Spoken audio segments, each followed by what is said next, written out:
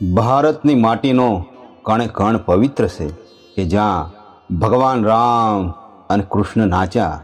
હજારો ઋષિ મુનિઓએ જ્ઞાનની ધારા વહાવી, સેંકડો સંતો ભક્તોએ પ્રેમ અને ભક્તિ દ્વારા અનેક જ્ઞાનના દીવડા પ્રગટાવ્યા. ભક્તિ, ત્યાગ અને પવિત્રતાની આધારશિલા ઉપર ફૂલેલા ફાલેલા સનાતન ધર્મમાં એક સદ્ગુણના માટે પોતાનું સર્વસ્વ અર્પણ કરનાર મહાન સંતોના દર્શન થાય છે. આ સંતો ભક્તોના ચરિત્રો એ જ આપણો ઇતિહાસ. ભારતના આકાશમાં અનેક સંતો ભક્તોના તારલાઓ ઝગમગે છે.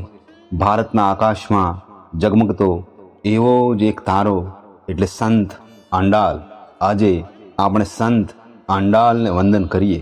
ભારતના દક્ષિણ પ્રાંતમાં કે જ્યાં ભક્તિ ખીલી ઉઠી છે એવા તમિલ પ્રાંતમાં સંત આંડાલનો જન્મ 9મી સદીમાં થયેલ. એમના બાળપણનું નામ કૌદે હતું. એમ કહેવાય છે કે મદુરાના વિષ્ણુચિત્ત બ્રાહ્મણ બગીચામાં પાણી પાઈ રહ્યા હતા ત્યારે તુલસીના છોડ પાસેથી સંત આંડાલ બાળકી સ્વરૂપે તેમને મળ્યા હતા. જમીન પરથી મળ્યા એટલે તેમને ભૂમિ માતા પણ કહેવાય છે. બાળ આંડાલ હવે પિતા વિષ્ણુચિત્ત અને માતા વજાઈના પ્રેમ ભર્યા વહાલથી મોટા થવા લાગ્યા. પિતા વિષ્ણુચિત્ત રંગનાથ મંદિરના પૂજારી હતા અને વિદ્વાન અને ભગવાનના પરમ ભક્ત હતા. ભગવાનની પૂજા અર્ચના માટે પોતે બગીચામાં ફૂલ છોડ ઉછેરી તેની નાના બાળકની જેમ માવજત કરતા અને ફૂલોનો હાર પોતાના હાથે બનાવી ભગવાન રંગનાથને પહેરાવતા. પિતાનો ભક્તિ અને અધ્યાત્મનો વારસો ધીમે ધીમે બાળ આંડાલમાં ઉતરવા લાગ્યો. બાળ વયે જ મા આંડાલ ભગવાન રંગનાથની સેવા પૂજામાં પિતાને મદદ કરાવતા. ભગવાન રંગનાથ એટલે ભગવાન કૃષ્ણનું સ્વરૂપ. મા આંડાલ તો હવે કૃષ્ણને જ પોતાનું સર્વસ્વ માનવા લાગ્યા.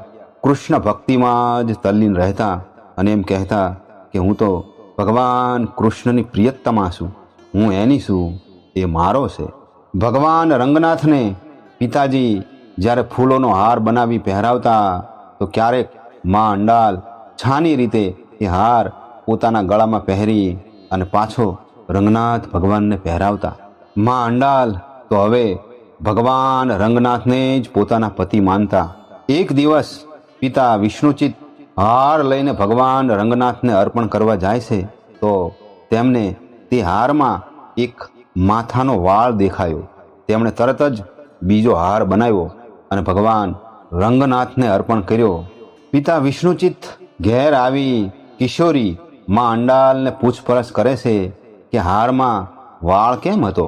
તો સહજ ભાવે મા આંડાલ કહે છે કે હાર તો પહેલાં હું પહેરું છું અને ત્યારબાદ ભગવાન રંગનાથને અર્પણ કરું છું.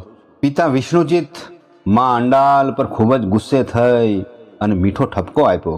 એમ કહેવાય છે કે એ જ રાત્રે ભગવાન રંગનાથે વિષ્ણુચિત્તના સ્વપ્નમાં આવી અને કહ્યું કે મને તો આંડાલ દ્વારા પહેરેલો હાર જ વધારે પ્રિય છે. એમાં નિર્દોષ અને પવિત્ર પ્રેમની સુગંધ છે. પિતા વિષ્ણુચિત્ત આટલી નાની ઉંમરમાં પુત્રી મા આંડાલની ભગવાન પરની ભક્તિ જોઈ ભાવ વિભોર થયા. હવે તો દરરોજ મા આંડાલ દ્વારા પહેરેલો હાર જ ભગવાન રંગનાથને અર્પણ કરવામાં આવે છે. આમ કરતાં મા આંડાલની ઉંમર હવે 15 વર્ષની થઈ છે. પિતા વિષ્ણુચિત્ત પુત્રી મા આંડાલના લગ્ન માટે યોગ્ય વર શોધવાનું શરૂ કરે છે. ઘણા સંબંધો લાવ્યા પણ મા આંડાલ તો એક જ રટણ કરે છે કે હું તો મારા ભગવાન રંગનાથ સાથે જ લગ્ન કરીશ. પિતા વિષ્ણુચિત્ત ભગવાન રંગનાથને રોજ પ્રાર્થના કરે છે કે હે ભગવાન, મારી આ દીકરીને સદબુદ્ધિ આપો, એને સમજણ આપો. એક દિવસ ફરી પાછા ભગવાન રંગનાથ વિષ્ણુચિત્તના સ્વપ્નમાં આવ્યા અને કહ્યું કે હે ભક્તરાજ, આવતીકાલે તમારી પુત્રીને 16 શણગાર સજાવીને મારા મંદિરમાં લાવજો, હું એની સાથે લગ્ન કરીશ. આ સાંભળીને વિષ્ણુચિત્તની આંખમાં હરખના આંસુ આવ્યા વાહ મારા નાથ, તું કૃપાળુ છે, તારી કરુણા અપરંપાર છે. બીજા દિવસે સવારે ભગવાનની આજ્ઞા મુજબ મા અંડાલને 16 શણગાર સજાવી પાલખીમાં બેસાડી વાજતે ગાજતે મંદિરે લઈ જવામાં આવ્યા. આજે મા અંડાલ ખૂબ જ આનંદમાં હતા કે મને મારો પ્રિયતમ મળશે. મંદિરના દ્વાર પર મા અંડાલ પહોંચે છે. ત્યાં અચાનક ભગવાન રંગનાથની મૂર્તિ મા અંડાલની સામે દોડતી આવે છે. મૂર્તિમાંથી ભગવાન બાંકે બિહારી પ્રગટ થઈ મા અંડાલ પાસે આવીને અદૃશ્ય થઈ ગયા અને એક અનેરો પ્રકાશ ભગવાન રંગનાથની મૂર્તિમાં ભળી ગયો. ભગવાન અને ભક્તના આ પવિત્ર મિલનની યાદગીરી રૂપે આજે પણ રંગનાથ મંદિરમાં મા અંડાલની મૂર્તિ બિરાજમાન છે. મા અંડાલે તમિલ ભાષામાં 2 ઉત્તમ રચનાઓ આપી છે, જેમાં તિરુપ્પવાય અને નાશિયાર તિરુમૂલી.